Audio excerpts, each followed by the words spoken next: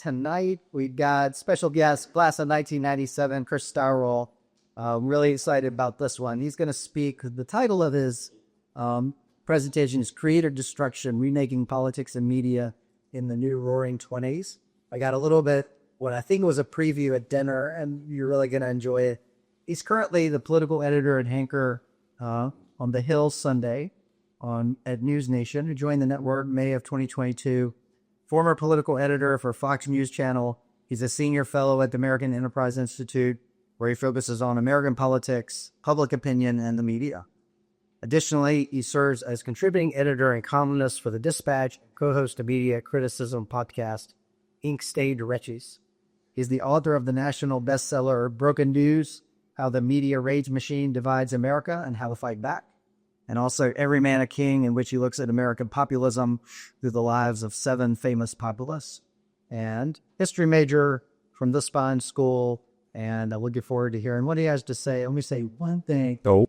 When we do questions, let's have the first 3 come for students. And we'll just flow from our presentation right into questions. Thanks, Chris, for being there. Heck yeah. Heck yeah. Okay. Is this on? Do you have what you need from me on this? When I was a student here, usually an indifferent student, but sometimes a very attentive student, we were talking about the end of history.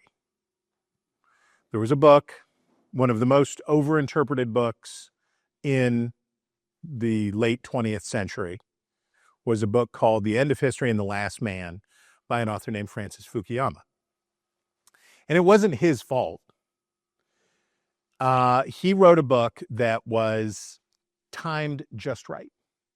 The Soviet Union was falling, had fallen, and Francis Fukuyama wrote a book that posited that once we get past the ideological conflict of the 20th century, it's going to be all gravy, baby.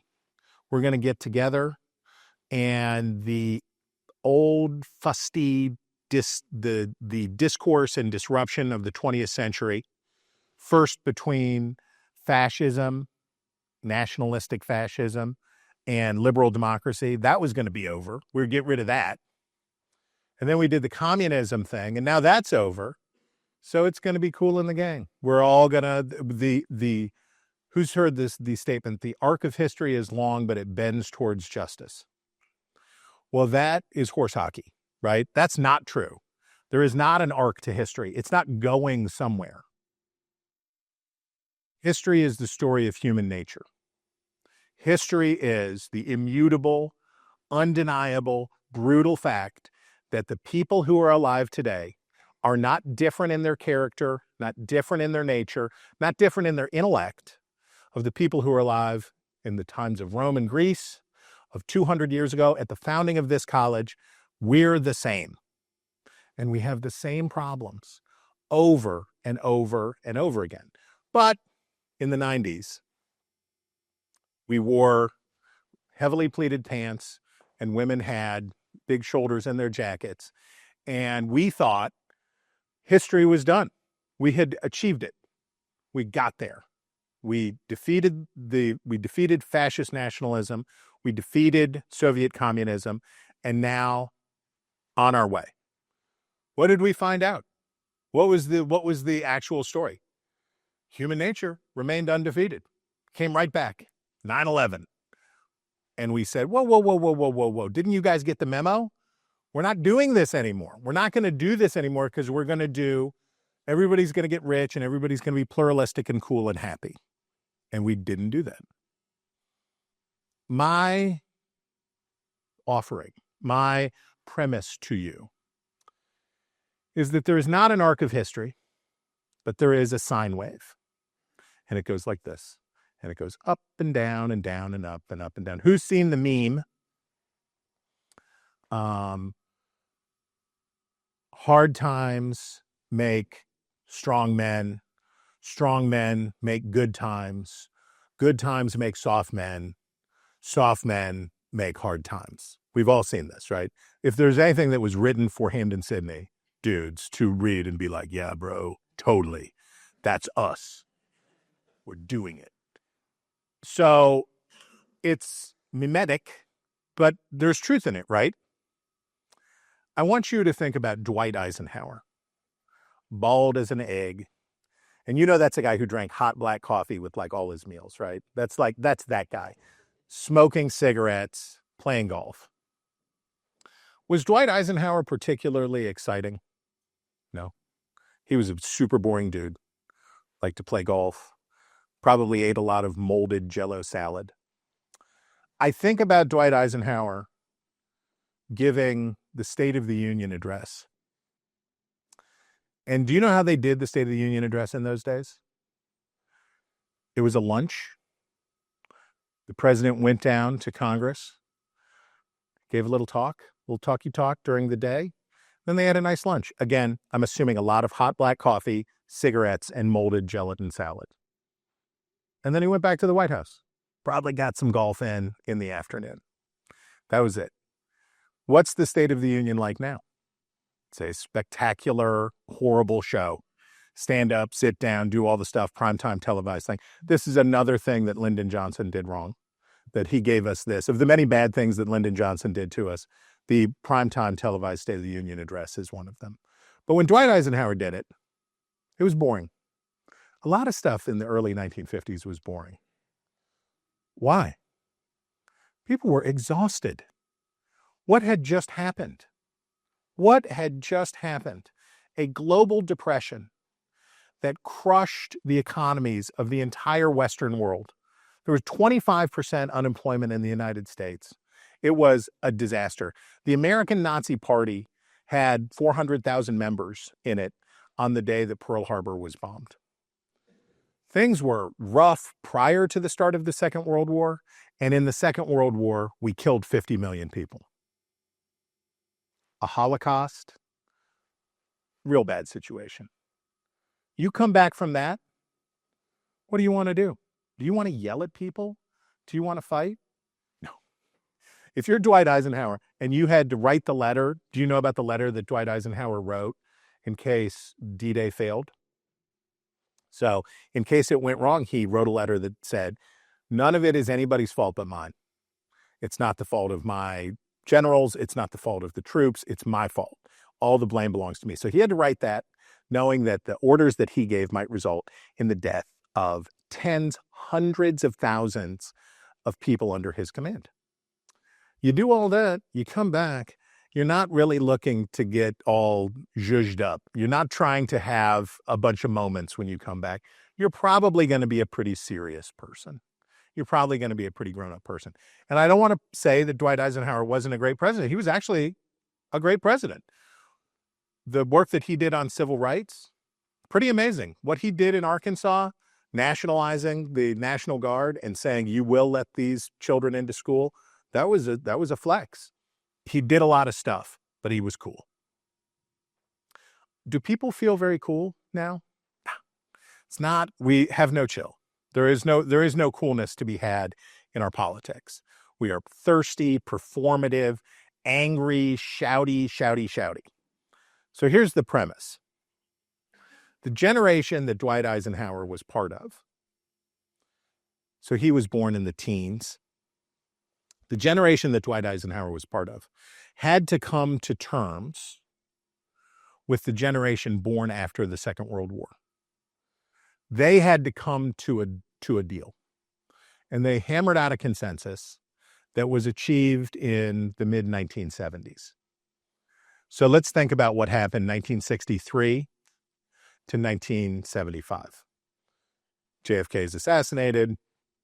His brother's killed later. Martin Luther King is assassinated. They try to kill Malcolm X. They try to kill George Wallace. George Wallace gets electoral votes. We have hundreds, and when I say hundreds, I mean hundreds of bombings on campuses and at major institutions around the country from the Weather Underground and other anti-war groups. Like, for real, sending bombs and killing people, bombing places. We have riots in dozens of American cities, and not the riots of 2020, not smashing in the windows at a Ferragamo, burning down whole cities. Anybody who has been to Washington, D.C., If you know where the African American History Museum is, that's 14th Street. All of 14th Street was burned all the way up to Logan Circle. All burned down. All of those buildings are there since 1968. America went through it. 54,000 killed in Vietnam. Federal government lies about Vietnam to the American people. The Pentagon Papers should break everyone's heart. Pernicious, politically motivated lying, letting people die in war because it was not a good political time to tell the truth.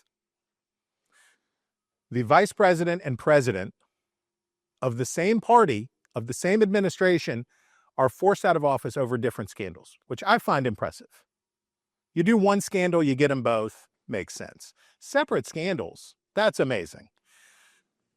We go through all of that and more. We go through this incredible ringer in the period of 12 years. And then it stopped. It mostly stopped. Why? Consensus. We had forged a new consensus in which exhausted people who had been through this period of extraordinary upheaval and change, the old heads, the Eisenhower generation, and the baby boomers, their children and grandchildren, came to a deal. And they said, let's find a new way to go forward. We did it in politics. We changed the rules for elections and campaign finance, and we came up with all that stuff. We changed the rules for how we pass budgets. When we talk about reconciliation today, there are enough nerds in this room that when I say the word reconciliation, you know what I'm talking about. The vehicle that we use to pass budget legislation today in the United States is a product of that consensus that was hammered out in the mid-1970s. We've got to find a better way to do the budget. We've got to find a way to do this stuff. So they came up with budget reconciliation and the Byrd Rule. How about on abortion? Roe v. Wade came to a consensus. Wasn't popular with everybody, but the discussion could be tabled for a period of time. I suggest to you that what is happening now is that consensus that's now 50 years old is all used up. We used it up. There's no more of that old consensus left. There's not a consensus. We're talking about tariffs. I am not kidding you, people, when I say that we are discussing whether to fund the government through tariffs. That was one that if you would have said in 1975, what do you think about tariffs? What would they have said? Oh, we tried it with Nixon. We did a whole thing. We went off the gold standard. We got real freaky, and then we decided that we couldn't do that anymore. And they would be amazed. If you brought somebody from 50 years ago and said, we're talking about tariffs again, they would be amazed because they would say, we tried that and it didn't work. What about riots and political violence? They would say, we tried it. We did it. It doesn't work. You have to stop doing that. What about vicious, hyper-partisan, in-your-face, ugly, angry? It doesn't work. You got to stop doing it. But now we have lived long enough since the last consensus. Let's compare it to military history. 1975, we leave Vietnam. Bad moment in U.S. history. We had promised the people of South Vietnam, we will stay with you to the end. And you know what we did? We said, situation changed. Nixon had to resign. It's not your fault, but Democrats are in control now and we're out. Here's Jerry Ford begging Democrats in Congress, don't cut these people off. Ted Kennedy and other folks who were thinking about running for president said, we're cutting them off. Here it comes. If you think what happened in Afghanistan was bad, this was 10,000x version of national infamy. We're pushing helicopters into the South China Sea off the deck of aircraft carriers to make room for more helicopters to land to evacuate the people out of Saigon so that we can try to save as many Americans and Vietnamese helpers as possible. And then what happened as soon as we were good? Because it fell much faster than we thought it would. What happened immediately after? The wholesale slaughter, right, of the people who we knew would be wholesale slaughtered. The Taliban looks like Mr. Rogers' Neighborhood compared to the North Vietnamese. It was bad, and we knew it would happen, and we did it anyway. So what do we conclude out of that? We shouldn't do land wars anymore. We should not invade. We should not occupy. We should not do that. So 1975, we do that. Then what do? Grenada. What year is Grenada? Probably 83, something like that. First deployment of U.S. troops overseas, and it's kind of a vibe, right? We go in, not many people get hurt. We feel cool about it. We rescue some of these medical students. Nice.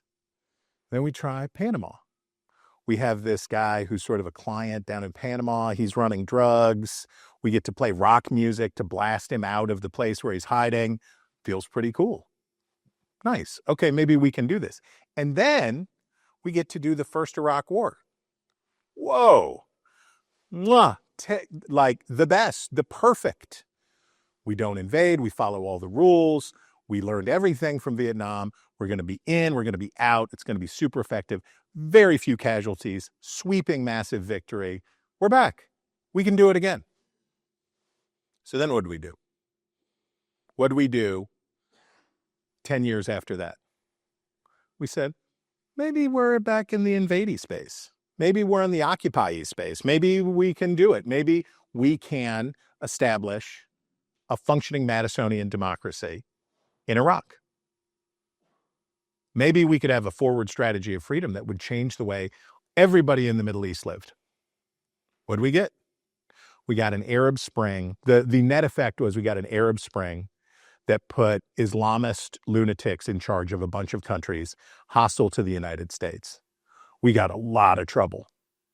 And we gave up the lives of a lot of good men and spent a lot of money and ended up with a lot of heartbreak. How long until the United States gets invadey again? Probably be a long time, right? Because everybody who remembers 2004 to 2006 will say, before we commit troops, we got to be very, very sure. We got to be very, very sure. The Pottery Barn rule was Colin Powell's rule. If you break it, you bought it. If you want to go in there and blow stuff up, you got to be willing to see it through. We were not. So it'll be a long time before we do that again. I submit to you that when I was in school here and reading Francis Fukuyama, and we were talking about the end of history, we had reached a consensus on a very important question, which is, you cannot defeat human nature. The Soviets and the communists tried it. They tried to reinvent human nature, and they could not do it.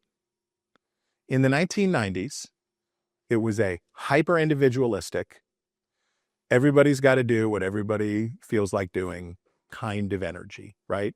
The American ethos became this hyper-individualistic, and the Democratic president, who was in office for most of the 1990s, God bless you, embodied that spirit.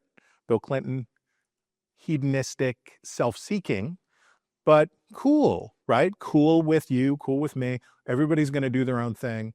I don't want to know what's going on in your bedroom. You don't ask what's going on in mine. We're going to be cool. We're going to step back. Because a conclusion had been reached. Both Democrats and Republicans agreed that what the Soviets and the communists had undertaken was a spectacular failure. Did not work, and it was not cool. So then what happens? Just like the use of ground forces or any other thing, enough time passed and people said, this is all good, but have you tried forcing people to live the way that you want them to? For us, it could work. Speaking of memes, the Arrested Development meme, where they're talking about having an open marriage, and Tobias says, but for us, it may work. For us, we may be the ones it will work for. And around the turn of the century, getting into the teens, the American left concluded that they could remake our society. And that we could, if we tried hard enough and that the federal government and institutions at every level in higher education and in schools and in other places put their shoulder into it, they could change the way people thought, felt, and acted. And they tried. The NFL put a little sign in the end of the end zone that said end racism. And I always like to think about the guy who was like, I was going to join the Klan, and then I saw end racism in the end zone in the NFL. And I was like, I can't do it, guys. I'm sorry. I won't be there tonight. Roger Goodell has convinced me that it would be wrong to do that. So the social engineering project starts on the American left in the teens. And with the arrival of the Ferguson debacle of 2014, and then the murder of George Floyd, we reach a moment where, for Americans on the left, they say, now is the time. We've got to push in hard right now, and we've got to change the way that people think, feel, and act. And they really leaned into it. And the pandemic, of course, and I'm talking to a group of young men whose lives, you will be known as the pandemic generation, right? Because we undertook this insane experiment on you. While you guys were children, we said, stay home and virtual school, and stay home and you'll be in a pod with the kids down the street. We're going to disrupt the normal process of growing up for all of you people. Well, that's going to have a lot of consequences that we won't even know about until we find out what's really wrong with you people when you're like my age. We won't know what's really wrong with you people until you're much older. So we go through this period of intense social engineering from the left. And all well-intentioned, right? It wasn't social engineering because they thought that they wanted to hurt people. It was social engineering because racism is bad. Police brutality is bad. Being cruel to people who are transgender is bad. It's all bad. And all of their impulses are good. Conserving the earth, good. All these good impulses. These come from good places. But of course, are doomed because social engineering doesn't work. So the response from the American right, which we are in right now, we are right in the teeth of it, was of course to say, we're disarming and we're not going to make people live the way that we want them to. We're going to relax and no, obviously, you know, that's not at all what they're doing. They're going to socially engineer from the right now. And they're going to have speech codes, and they're going to punish you if you say or do the things that they don't want you to say or do, or think the things that you shouldn't be thinking. They're going to target universities. They're going to target individual speech. They're going to come for people to try to enforce conformity. I'm hearing adult people say that we need to get back to how it was in the 1950s. And I think, have you consulted with women on this? Have you talked to any women about this? Have you talked to any of your black friends? Have you talked to anybody who's not a white dude in America about whether they think 1955 was just great? Whether they think it was just the best time ever to be alive? They have not. They have not. When I listen to them say that if we have tariffs, and this is, I didn't take a lot of econ because I was a history guy and I don't like math, but I feel pretty certain that a restoration of masculinity is not on the chart when you are setting tariff rates. I feel strongly that socially engineering manly men is not one of the accepted economic outcomes of increasing the tariffs on imported goods. So here we are. The left did this social engineering project and people hated it. And Kamala Harris and Joe Biden lose. And people say, I don't want that, right? What was the most effective ad? We were talking about this at dinner. Single most effective ad of the 2024 election. Kamala Harris is for they, them. Donald Trump is for you. It was brutally effective. And what it was just sound of Kamala Harris talking and sound of Charlemagne the God and his co-hosts on his morning show saying what they thought about what she said. That was it. And it was a killer. because the message was, these people are trying to change the way that you live, and they're after you.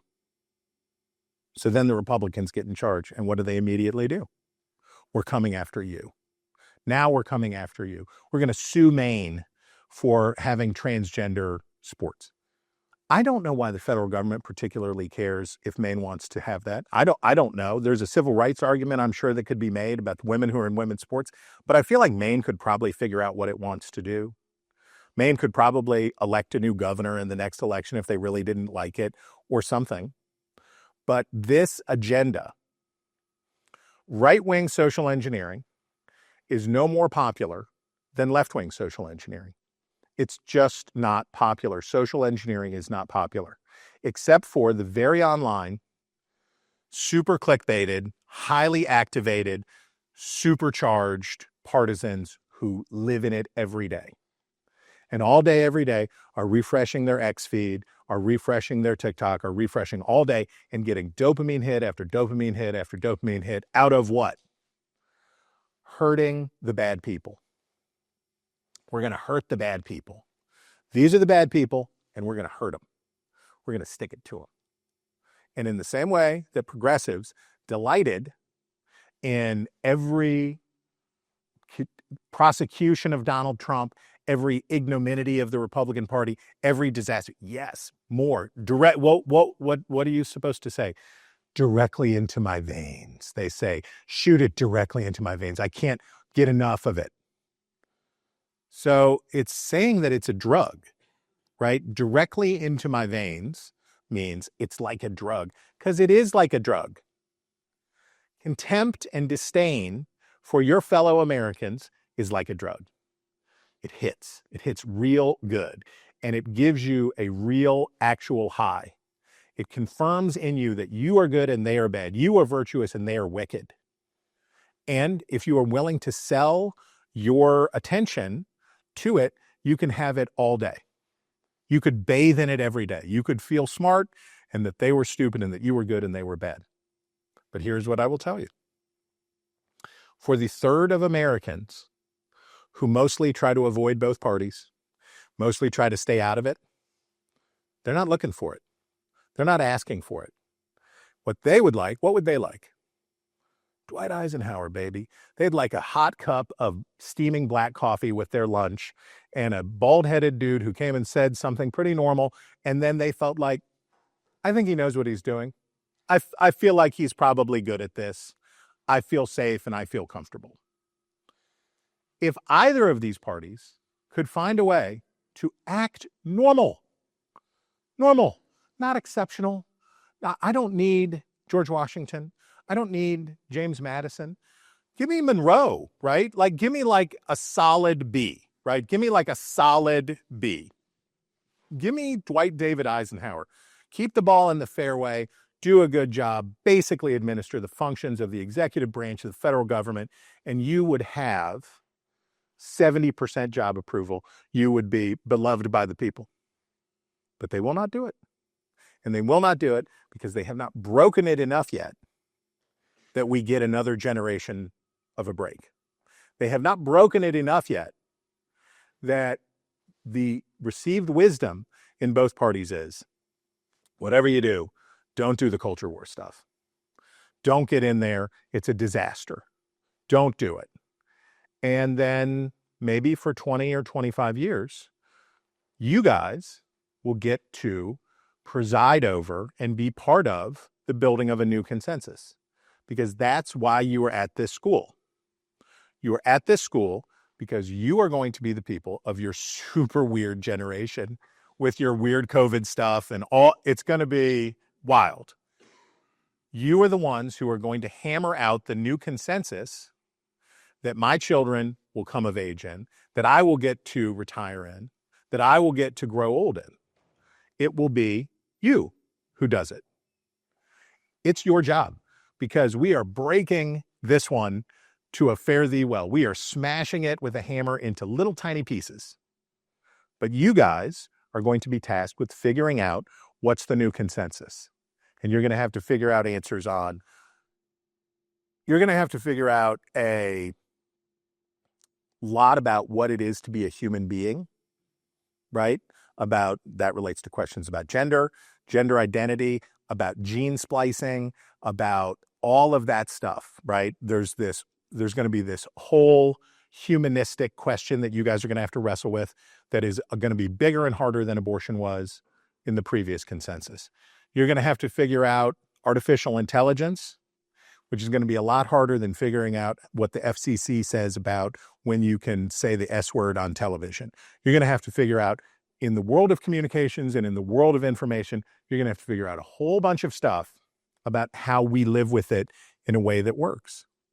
On the use of military force, on the use of how the branches of government work, how we arrange our politics, all of that stuff, you guys are going to be part of hammering out that new consensus.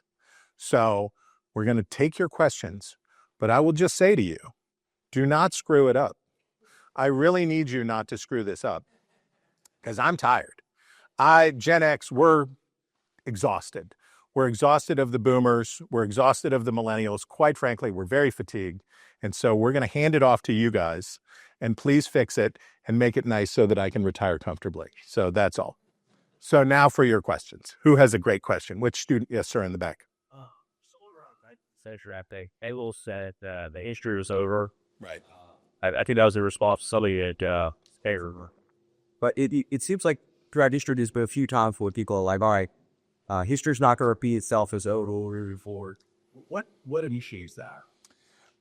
Well, Hegel being dumb. No. The Germans get fired up. I guess I would say, the Shelley poem Ozymandias? Walking through the desert, the traveler comes across, and it's the stump of an old statue. I am Ozymandias, master of all I survey, da-da-da. And all it is a trunkless statue buried in the sand. And the point is, the hubris, the arrogance of every generation is to say, this is it. We are the point of all of evolution, of all of history, of everything, culminates with us. And it has an upside and a downside. Upside is we can do big things. Maybe we can do big things. The downside is when we get old and are going to die, we think that the whole world is dying with us, right? So as the baby boomers move onto the great Woodstock of the sky, they're feeling that as they are aging out, that the country that they grew, it's broken, and they're upset, and they feel like everything's dying with them. And I get that feeling. I understand. I'm going to be 50 this year, and I'm thinking more, and I'm even more contemptuous of youth than I was even as a young person. But the feeling of it ends with us, right? That this is it. This. So we make both our triumphs, our Hegelian triumphs, but also our despair is deeper because we believe that this is it, not the truth, which is as soon as we are gone, the next part of the conveyor belt of human existence will just pass us right over. And in 3 generations, everybody will be forgotten, which should be comforting to us to know that the beat goes on. Sir. So the whole point is that social media power, but some may argue that I've surveyed that Abraham Lincoln's Emancipation Proclamation and the initiation of the 13th Amendment and its later amendments actually allow slaves to become free man citizens. Do you think social engineering is something that cannot be established through federal legislation or just through social muster? Acknowledging the evil and barbarity of slavery was not social engineering. That was the law. That was what was right. There's never a wrong time to do what's right. And if you take the arc of the preamble to Gettysburg, to Calvin Coolidge's speech on the 150th anniversary of the founding, to Martin Luther King, it's the through line. It's the story. And the story is we did not have a choice about whether we would have a constitution with slavery or without slavery.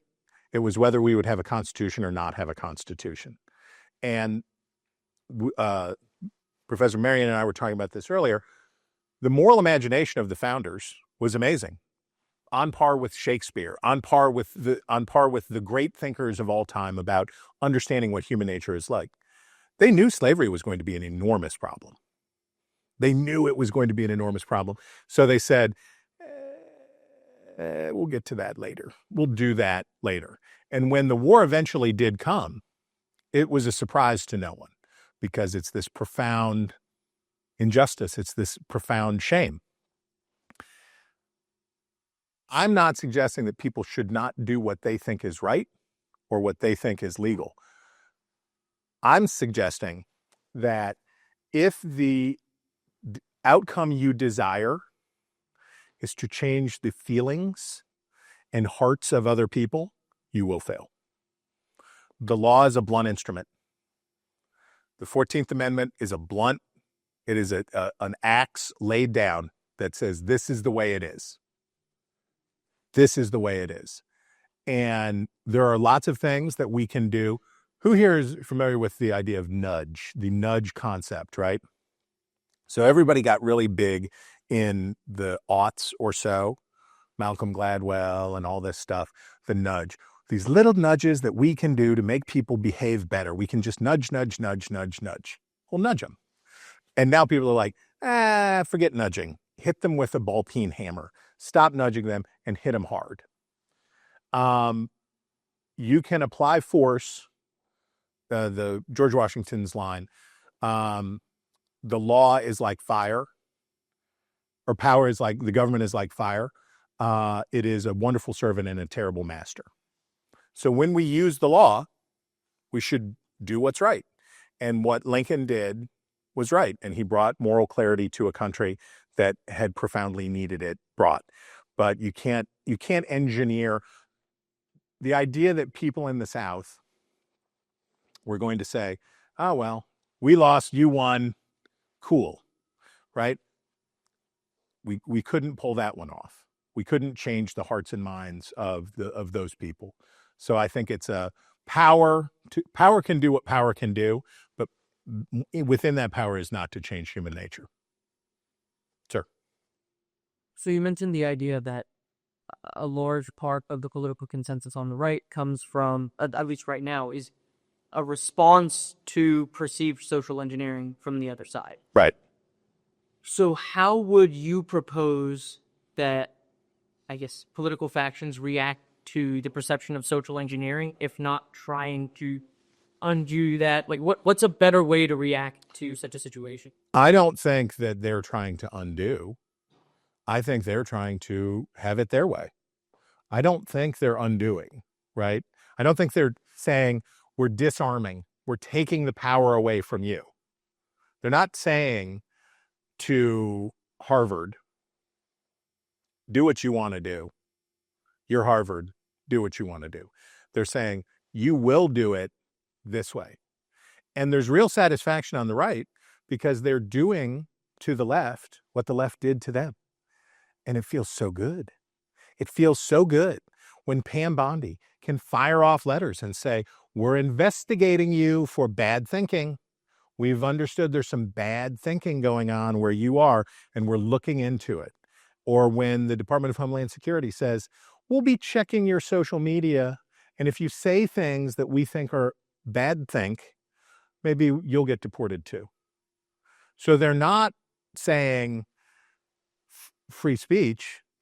They're saying you will conform to the things that we want you to do. And the tragedy of it is, it feels amazingly good to get vengeance on the people who you think oppressed you. But I promise you, we will screw around with all of this stuff. What do you think Xi Jinping and the Central Committee in China think as they watch American politics? What do you think? They say, keep going, guys. This is fantastic. I can't get enough. Can't get enough. You're at each other's throats, ripping each other's throats out constantly over which letters of the alphabet you say about this. You're fighting with each other over whether transgender women can play in women's sports. And you're going to the Supreme Court and you're fighting about it. You're just attacking each other constantly over narrow caste issues. They love it. This is amazing. And then we're going to start a trade war with China. I love this. China, which has really impressive operational control over its subjects, right? They monitor all of their social media.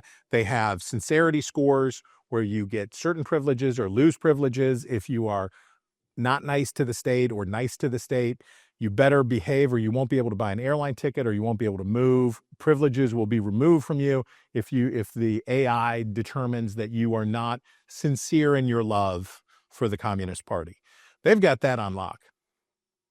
The idea that the United States, citizens of the United States, would endure a trade war with China for any length of time, where prices went up, where the cost of a new car went up $10,000, where everything got more expensive, where pharmaceuticals got more expensive, and that Americans would say, it is my patriotic duty to buy $25 underwear. It is my patriotic duty. Does that sound like any version of America that you have ever known? No. Second World War, yeah, you can get people to plant a victory garden and keep their tin scraps. I don't think we're in the Second World War. You may think we are, somebody may think we are, but I don't think that's how the broad populace will. And I think if Xi Jinping wants to have a trade war, he can have one. I think if Donald Trump tells people to do their patriotic duty and pay more for their food and their consumer goods, I think people will get upset and they will beat Republicans' brains out on a rock in midterms next year, I think. Sir. So do you think that the proposed new consensus, do you think it's going to come from like the unconscious collective or from like visionary individuals? Well, what's the saying? When the teacher is ready, the master will appear. I didn't know. They told me my whole life that I had to get my homework done as soon as I got home. That was what you were supposed to do. My mother told me, my father told me, my teachers told me. I did not hear it. I had to flunk out of this school, go on academic probation, and come back before I was ready to say, we need to do the homework first. And it was the beating that I took made me ready to hear the lesson. The verities of, well, I mentioned Coolidge's speech at the 150th. Cannot recommend it highly enough. We already have it. We already have what we need. We've already done it. Right here in this room. Mr. Madison's beautiful machinery. We know what works. Pluralistic societies work. Tolerant societies work. Decent societies work.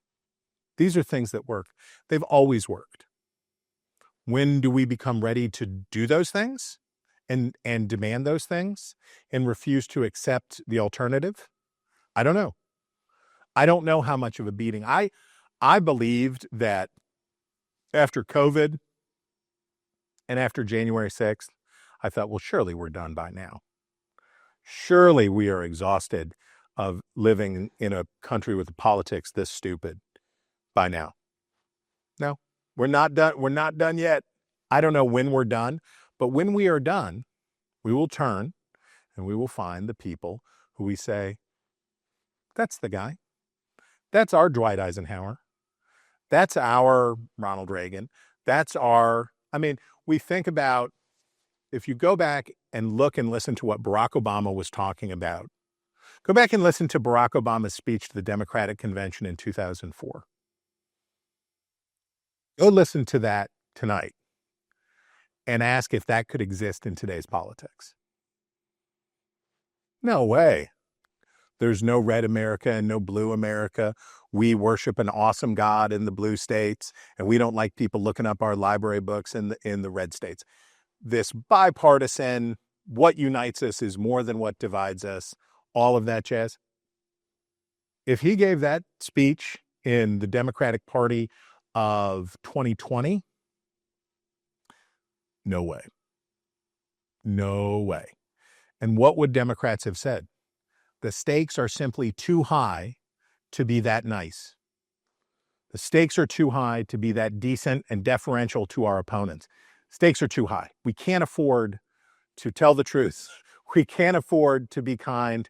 We can't afford to be good citizens. The stakes are simply too high. We must be awful in order to save the country. And you know that when people talk like that, that's how you know that they're high on their own supply. That's how you know that they're in a vapor-sealed airlock of self-talk. And in the media, one of the ways that we have gotten ourselves into this current predicament is, what's the easiest way to develop and maintain an audience? Tell them what they want to hear. Don't tell them what they don't want to hear, for goodness sake. Whatever you do, don't tell them what they don't want to hear. Don't make them uncomfortable. Don't make them feel self-conscious. Affirm their choices over and over and over again. As they rise and as they go to bed, remind them that they are good and the other people are bad. Remind them that they are smart and those people are dumb. You can turn on, when the news is bad, when the news was bad for Joe Biden, you turn on some MSNBC or some CNN. What are they talking about? They're not talking about that. On, what do we call it? Liberation Day. Is that the name for it? Is Liberation Day? Was the tariff day? On Liberation Day, what was Fox News covering? They were not covering Liberation Day. There were more trans athlete stories on Fox that I don't know how many, but like, kudos to the Fox News producer who had to go around the country to find every story of a trans athlete to put on air that day, because that audience definitely did not want to hear a story about the stock market catching on fire and falling to the bottom of the Marianas Trench. Tell people what they want to hear and tell it to them again and again, and tell them that they're smart and that they're good. Now, why are you here? You are here to learn to be critical thinkers. You are here at this fine institution so that you know for the rest of your life, if you agree with everything that somebody says, you are in the wrong place. You should not agree with everything that somebody says. You're not getting anything out of that. That's not giving you any nutritional value if everybody sits around in a mutual agreement society. You need to hear debate, you need to hear disagreement, you need to hear different points of view, and you need the inputs. And that's what you're learning how to do. That's why you're at Hampden-Sydney College, so that you can become critical thinkers and effectively analyze complicated ideas. What's the mark of a first-rate mind? The ability to hold two seemingly diametrically opposed ideas in your head at the same time. Because life is not about good and evil. It's about choosing between competing goods. Freedom and order. These things are both good, they're both important, but they are inherently in tension. Growing up means realizing that that tension is never fully resolved. History never goes away. Human nature never goes away. We never make freedom and order merge into one thing, ever. So when will the new leader emerge? After we've had enough of a beating that we're ready for somebody who drinks hot black coffee and smokes cigarettes at lunch. Who else? I want something from these two. What do you got? No? Oh, I thought you had something. Sir. From what you said, you think there really will be? You have MSNBC and you have Fox News, and everybody's going their own camps. What's going to make them, because they never look at what the other camp is saying or do. Right. So what's going to bring them together?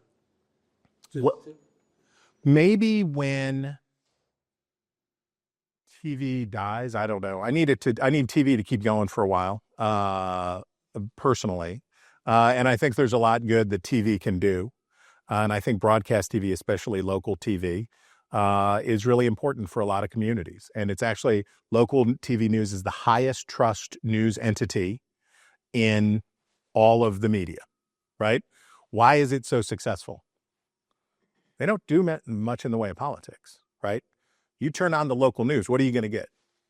crime, a favorite. You're going to get crime, but you're going to get traffic. You're going to get weather. You're going to get school closings. You're going to get the cherry blossom parade. You're going to get pretty apolitical kind of news. So it continues to enjoy a really high level of salience, right? Why every 2 years, why do they spend $4 billion on local TV news from campaigns? It's about the only place left that you can get to an audience that includes persuadable voters, Republicans and Democrats. I believe that the new consensus that's forged out of whatever this is in the media will be the rehabilitation of some existing brands. I think the Washington Post, I think you see what's going on with Jeff Bezos at the Washington Post. I think if I was Jeff Bezos and I owned the Washington Post, if I was going to lose $100 million on it, I'd want it to be exactly what I wanted it to be. I would want that paper every morning. I would want to say, I opened up my Washington Post app and I loved it all. I loved it from beginning to end, because if it's my money, I'd want to have a great newspaper. And maybe he wants to have a great newspaper. I don't know. But we look across the media landscape. I believe we will build some new things. And at NewsNation, we're trying to build a new thing. I believe we'll build some new things, but I also believe we'll rehabilitate some old things. The New York Times has a really interesting story to tell about getting really close to the edge of failure and figuring out a way back. A lot of it had to do with Wordle and recipes and a bunch of stuff, but a path back to profitability and how to do it. We're figuring it out as we go, but we will figure out a new consensus. And I suspect that in the future, it won't matter very much what platform you're on. It'll be brand oriented more than it is the medium. I hope I've evaded your question thoroughly. Does anybody else have? Sir, yes, sir. Why do you think people have lost the ability to hold two opposing ideas in their head? Well, they're not literate is a problem.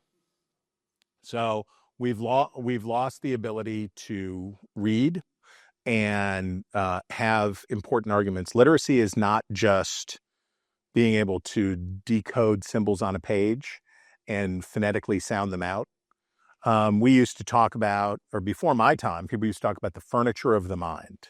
And the idea was that you take empty skulls full of mush and you furnish those minds out.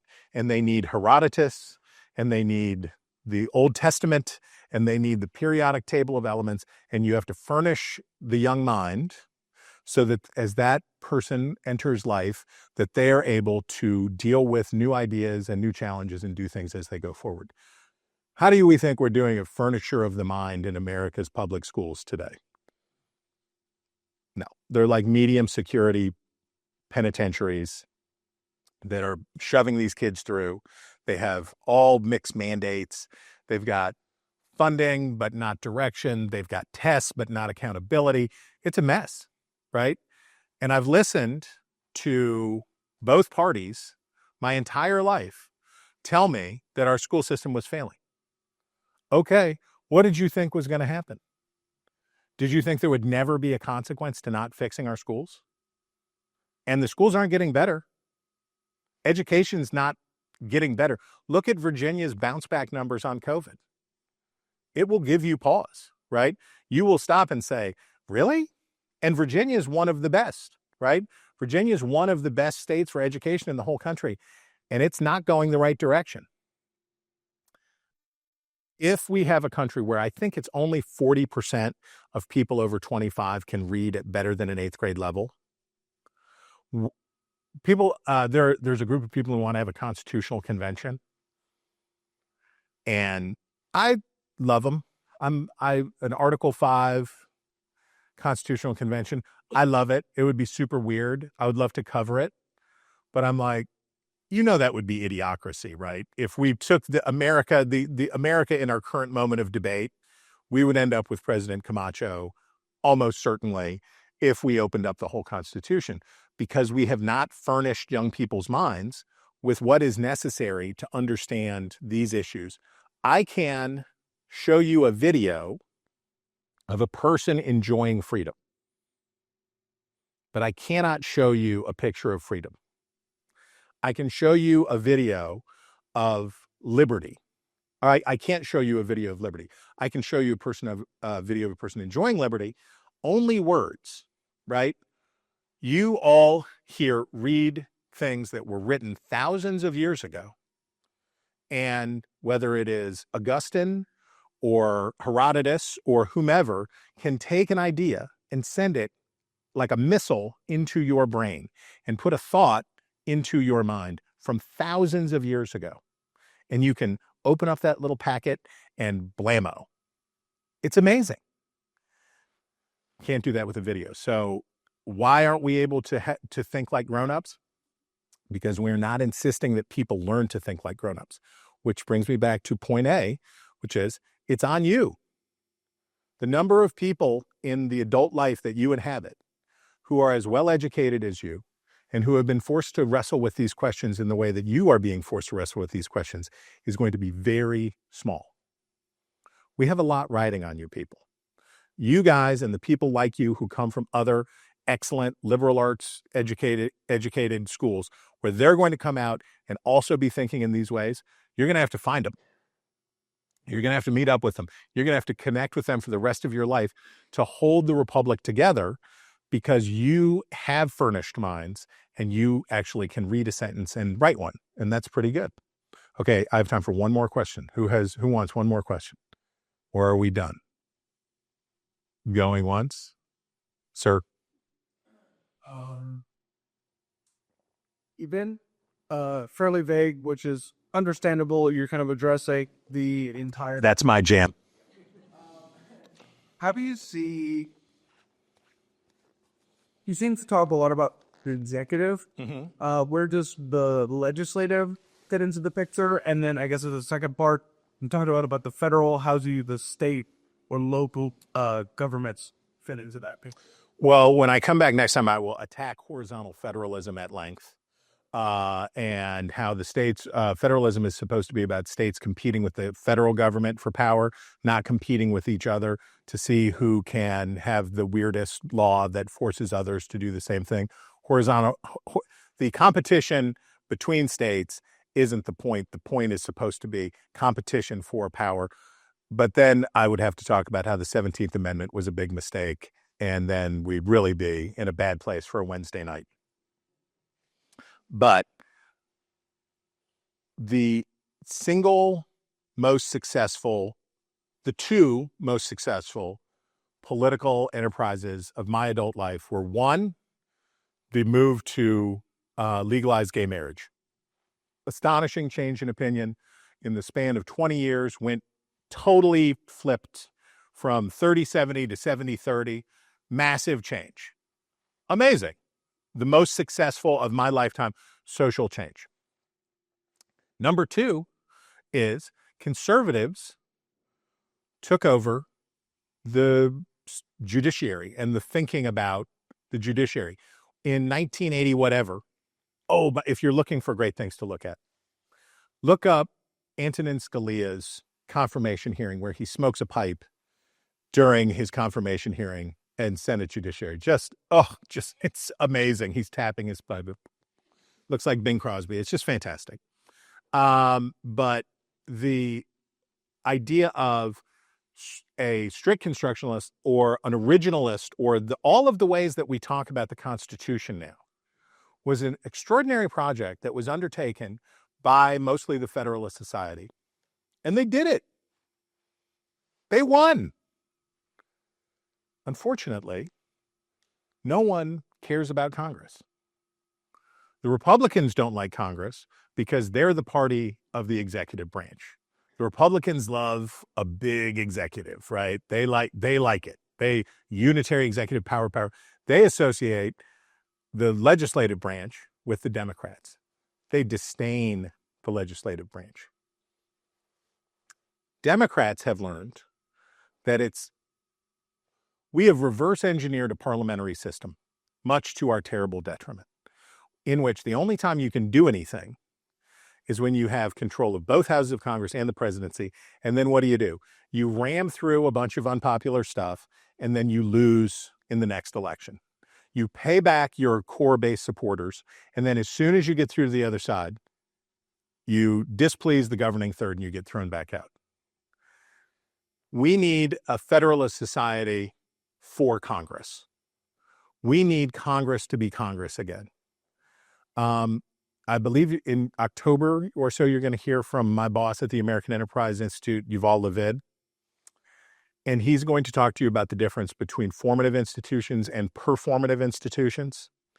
We have a Congress with too many Matt Gaetzes and Marjorie Taylor Greenes and Alexandria Ocasio-Cortezes, and not enough boring black coffee with lunch kind of folks who are grinding out the day in, day out work of budgets, doing the stuff. And of the moral imagination of the founders, the many gifts that they had, what's their glaring blind spot? That one branch of the government would intentionally devolve its own power. That the legislative branch, the Article I branch, the most important branch, would say, I am so busy trying to get reelected, you go ahead and do it. Say to the courts, say to the executive branch, if you could just do this for me, what's going on, this crazy business with tariffs? That's why, because Congress said, you do it. This is too hard. It's unpopular when I do my job. So I would appreciate it if you would do my job for me. We're getting ready to have a big fight over Humphrey's executor, and can these weird alphabet soup agencies that have both judicial, legislative, and executive power in one place, the FCC, the FTC, these other things, can those really exist? Why do they exist? Because Congress said, I don't want to deal with it. I don't want to deal with it, because if I do my job, when Kevin McCarthy was getting ready to be shot out of a cannon by Republicans, Paul Ryan said, to be good at jobs like these, you have to be willing to lose jobs like these. And one of the reasons that I, who was always skeptical of term limits, have come around to the idea of term limits, a constitutional amendment for term limits, is I think these jokers need a shot clock. I think they need some impetus to say, you're not going to be able to stay forever, so you might as well try to get something done. But we have to do something to get Congress off the stick. And now I will stop talking, and I will give you my grateful appreciation for having me here.